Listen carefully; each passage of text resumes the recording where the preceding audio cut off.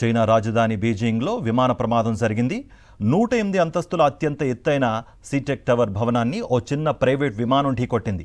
ఈ ఘటనతో బీజింగ్లో కలకలం రేగింది. చిన్న ప్రైవేట్ విమానం భారీ టవర్ను ఢీకొట్టిన సమయంలో భారీ శబ్దం వినిపించింది. భవనం ఎగువ అంతస్తులు గాజు అద్దాలు పగిలిపోయాయి.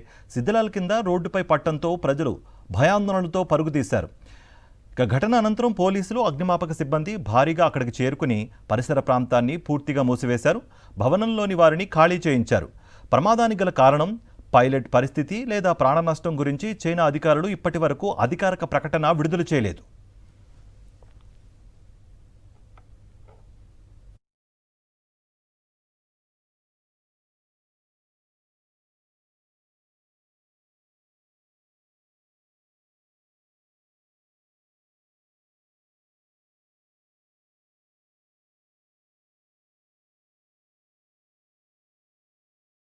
మరిన్ని అప్డేట్స్ కోసం ఛానల్ను సబ్స్క్రైబ్ చేయండి. నోటిఫికేషన్స్ కోసం బెల్ ఐకాన్ పై క్లిక్ చేయండి.